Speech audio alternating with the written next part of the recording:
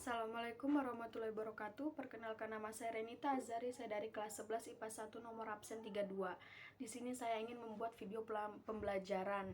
Materinya yaitu materi 3.10, strategi mempertahankan kemerdekaan Indonesia, di mana materi pokoknya yaitu perjuangan diplomasi dalam mempertahankan kemerdekaan Indonesia dalam Perjanjian Linggarjati. Di sini saya ingin membahas bentuk perjuangan diplomasi dalam Perjanjian Linggarjati. Bentuk-bentuk perjuangan diplomasi lainnya itu ada seperti perundingan Renville, perundingan Romproyen, dan lain sebagainya. Nah, apa sih perjuangan diplomasi itu? Perjuangan diplomasi adalah perjuangan yang mengutamakan perundingan. Perjuangan ini tidak menggunakan senjata apapun, jadi di dalamnya tidak ada korban. Nah, kemudian yang tadi saya bahas atau saya kasih tahu kalau bentuk perjuangan diplomasi itu ada seperti perundingan Renville, perundingan Romproyen, dan Perjanjian Linggarjati. Nah, di sini saya ingin membahas perjuangan diplomasi dalam mempertahankan kemerdekaan Indonesia di Perjanjian Linggarjati. Apa sih Perjanjian Linggarjati itu? Perjanjian Linggarjati adalah perjanjian antara Indonesia dengan Belanda yang membahas soal kemerdekaan Indonesia. Perjanjian ini dilaksanakan pada tanggal 11 sampai 15 November tahun 1946. Perjanjian ini terjadi karena Jepang sempat menetapkan status quo di Indonesia, di mana hal ini menyebabkan konflik antara Indonesia dengan Belanda. Mengetahui hal itu, pemerintah Inggris mengundang Indonesia dengan Belanda untuk melakukan perundingan di Hock Value. Namun, perundingan tersebut gagal dikarenakan Indonesia meminta Belanda untuk mengakui kedaulatan atas Pulau Jawa, Sumatera, dan Madura. Tetapi Belanda menolaknya. Belanda hanya ingin mengakui Pulau Jawa dan Madura saja. Nah, kemudian pada akhir Agustus tahun 1946, karena Indonesia dan Belanda memicu konflik lagi, akhirnya pemerintah Inggris mengundang Lord Killen untuk menyelesaikan misi perundingan tersebut. Pada tanggal 7 Oktober tahun 1946, di Konsulat Jenderal Inggris di Jakarta dibuka perundingan antara Indonesia dengan Belanda. Nah, dalam perundingan ini menghasilkan persetujuan gencatan senjata pada 14 Oktober. Setelah berhasil menghasilkan persetujuan gencatan pada 14 Oktober, dilanjutkan dengan melaksanakan Perjanjian Linggarjati yang dilaksanakan pada tanggal 11 November tahun 1946. Perjanjian Linggarjati selesai pada tanggal 15 November tahun 1946 dan ditandatangani pada tanggal 25 Maret tahun 1947 di Istana Rijswijk atau yang sekarang dikenal dengan Istana Merdeka di Jakarta. Nah, kemudian ada tokoh Perjanjian Linggarjati dan isi Perjanjian Linggarjati.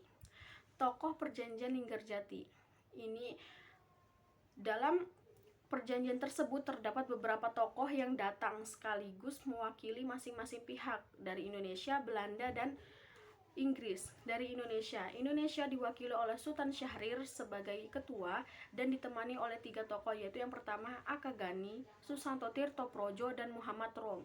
Kemudian Belanda diwakili oleh Wim Sermerhorn dan ditemani oleh 3 tokoh juga, yaitu yang pertama Max von Paul, H.J. van Mook, dan F. de Beer. Kemudian yang Inggris nih sebagai penanggung jawab ditemani atau diwakili oleh Lord Killen. Kemudian isi Perjanjian Linggarjati. Perjanjian Linggarjati setelah ditandatangani pada tanggal 25 Maret tahun 1947, akhirnya menghasilkan beberapa poin, yaitu yang pertama, Belanda mengakui wilayah negara Indonesia atas Pulau Jawa, Sumatera, dan Madura secara de facto. Kemudian yang kedua, Belanda harus meninggalkan Indonesia selambat-lambatnya pada tanggal 1 Januari tahun 1949. Kemudian yang ketiga, Indonesia dengan Belanda sepakat untuk membentuk negara Republik Indonesia Serikat atau biasa yang disebut dengan RIS. Kemudian yang keempat, negara Republik Indonesia Serikat atau RIS harus bergabung dengan negara-negara persemakmuran di bawah kerajaan Belanda. Kemudian dampak dari adanya perjanjian Linggarjati. Adanya pelaksanaan perjanjian Linggarjati ini memberikan dampak baik dampak positif maupun negatif. Dampak positifnya yaitu yang pertama, citra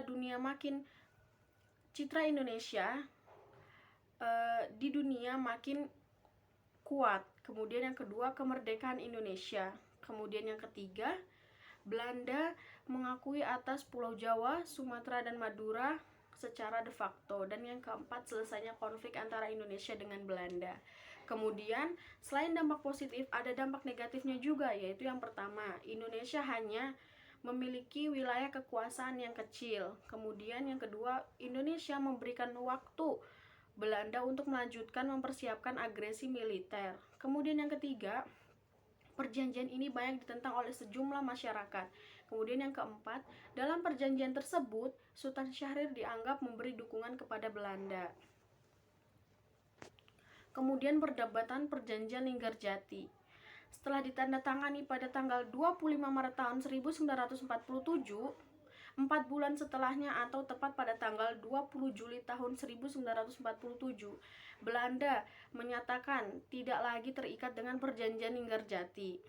Kemudian pada tanggal 21 Juli tahun 1947 terjadi agresi militer Belanda I, yaitu di mana terjadinya serangan Belanda terhadap Indonesia, yang dimana hal ini memicu konflik yang sangat panas. Dan akhirnya konflik ini diselesaikan melewati jalur perundingan Renville. Tetapi dalam perundingan Renville banyak merugikan pihak Indonesia. Ini penjelasan dari saya tentang perjuangan diplomasi dalam mempertahankan kemerdekaan Indonesia dalam perjanjian Linggarjati. Sekian penjelasan dari saya, kurang lebihnya mohon dimaafkan. Wassalamualaikum warahmatullahi wabarakatuh.